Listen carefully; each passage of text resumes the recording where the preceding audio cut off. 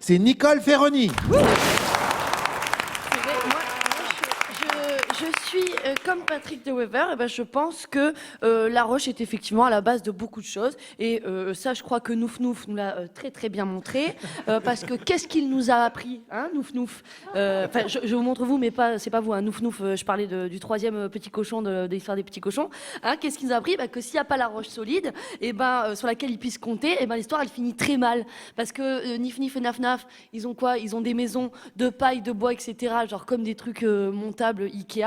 Et si jamais il n'y avait pas eu la belle maison de pierre de Nouf Nouf, ils se seraient tous fait bouffer par les loups. Et si le petit poussé, pareil, il avait pris un petit peu, comment dire, la conscience de ramener pour la deuxième fois des cailloux au lieu de venir avec des miettes de pain, là c'est pareil, il n'aurait pas eu toutes ces embrouilles où à la fin il est devenu riche parce qu'il a piqué du fric à un ogre. Enfin bref, vous voyez très bien où je veux en venir. Donc moi j'aimerais qu'on arrête de jeter la pierre à la pierre. Parce que sans elle, la pierre, on serait bien embêté. Fini le brossage de dents et la laine fraîche. Fini, comme il expliquait, la voiture et le pétrole qu'il y a dedans. Fini les pierres précieuses comme le diamant et les pierres encore plus précieuses comme le logement. Et c'est pour ça que moi, je trouve que les remarques désobligeantes qu'on fait vis-à-vis des pierres, c'est pas justifié. On dit, oui, il a un cœur de pierre, sous-entendu, il ne se passe rien dans son cœur, il n'a pas de cœur. Mais alors, oui, peut-être qu'un cœur de pierre, c'est dur. Mais un cœur de pierre, surtout, ça dure. La pierre, c'est du long terme, tu vois. C'est-à-dire que, par exemple, moi, je pense aux couples, là, les petits couples, quand ils veulent graver leur amour, voilà, Gisèle et Norbert, ils marquent G plus N égale AESD, amour éternel sans divorce. Voilà. Où c'est qu'ils vont le faire, ça? Ils vont le faire dans le grès d'un muret.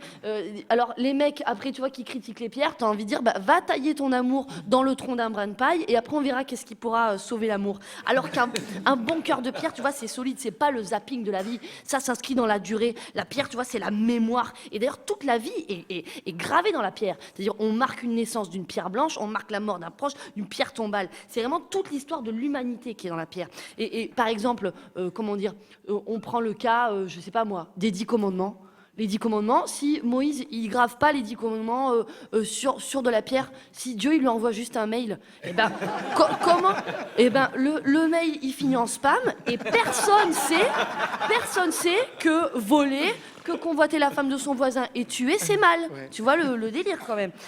Ou encore la pierre de Rosette. Si la pierre de Rosette, elle avait été taillée comme son nom l'indique, dans de la rosette,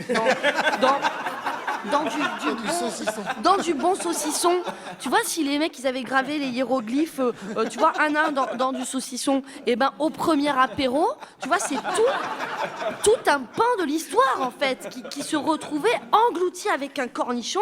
Et Champollion, on aurait beau lui dire, Champollion, si t'es champion, c'est un champignon. Jamais les hiéroglyphes, on aurait compris. Vous voyez, là où l'homme trépasse, la pierre, elle passe le relais aux générations futures. Et même, tu vois, les fossiles, ça nous apprend qu'on n'était pas les premiers êtres vivants, qu'il y en avait plein d'autres avant nous, ou même juste les minéraux. Hein, et les minéraux, ça nous apprend des tas de choses. C'est-à-dire, par exemple, je vois les mecs, vous êtes dans les Alpes, vous coupez un petit bout de saucisson sur une roche, et là, dedans, qu'est-ce qu'on voit? Il y a de la jadéite et du grenat.